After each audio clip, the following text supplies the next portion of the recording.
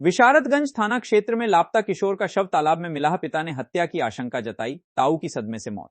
बरेली अलीगंज थाना क्षेत्र चंदनपुर गांव से 14 दिन पहले लापता हुए 15 वर्षीय किशोर सागर मौर्य का शव बृहस्पतिवार शाम विशारदगंज थाना क्षेत्र के भीकमपुर गांव के पास एक तालाब में मिला। शव क्षत विक्षत हालत में था।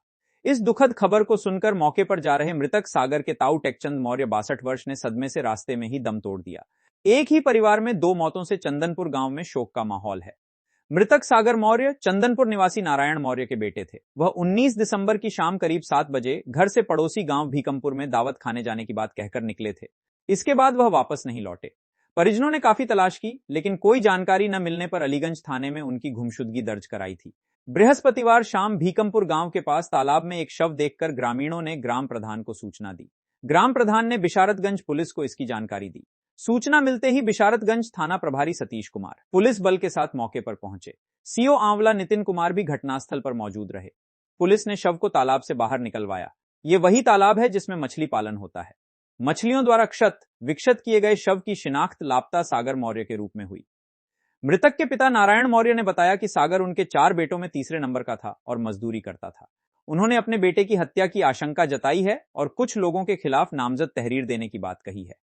सीओ आंवला नितिन कुमार ने बताया कि फॉरेंसिक टीम ने शव की जांच की है, जिसमें शरीर पर चोट का कोई स्पष्ट निशान नहीं मिला है।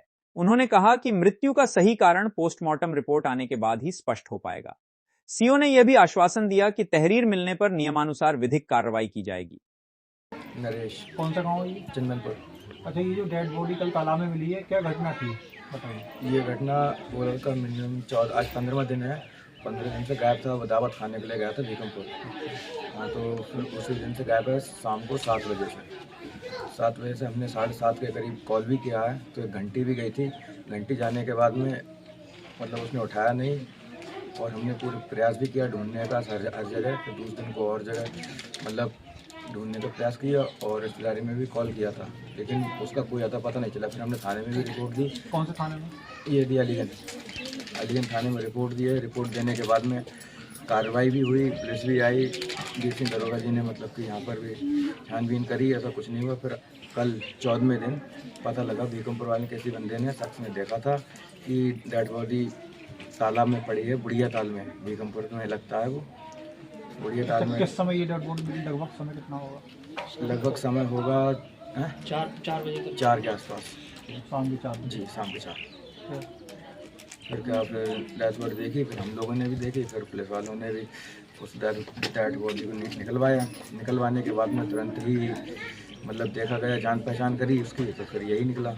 जो हमने लिखवाया था, उसके बाल बड़े थे और कपड़ा वगैरह सब कुछ वही था, लेकिन चेहरा जान पहचान में नहीं आ रहा। अच्छा, उनके ताऊ की भी मृत्यु हुई किस तरीके से? वो इस तरीके से हुई कि हमें कॉल आया था, एक शख्स का, बोले ऐसी ऐसी बात है, वहाँ पर जाओ। तो हम घर पर गए तुरंत उनके भागकर। वो खाना खा रहे थे। खाना खाने के बाद उन्होंने भी थाली छोड़ दी थी और तुरंत पीछे पीछे लग गए थे। हमारे में जो उसके पिताजी थे, वो तो अपने सीधा निकल गए पैदल, और उनके जो बड़े भैया हैं वो हमारे पीछे पीछे आ गए। फिर हम बाइक से गए, बोलकर भैया के यहाँ से हमने बाइक उठाई। फिर हम तीनों बाइक से गए। बाइक से जाने के बाद वहाँ से हम चक रोड पे से जैसे नीचे को उतरे, वैसे हम तो तार कूद के एक तो निकल गए, और भोजराज भैया तार खोल रहे थे और जो बैठे थे तार से निकलने के लिए। तभी उसी टाइम इनको हार्ट अटैक आ गया। देख भी नहीं पाए थे वो। जी, सदमे में मौत हो गई। और डेड बॉडी मिनिमम 5 से 6 मीटर अंदर तालाब में मिली।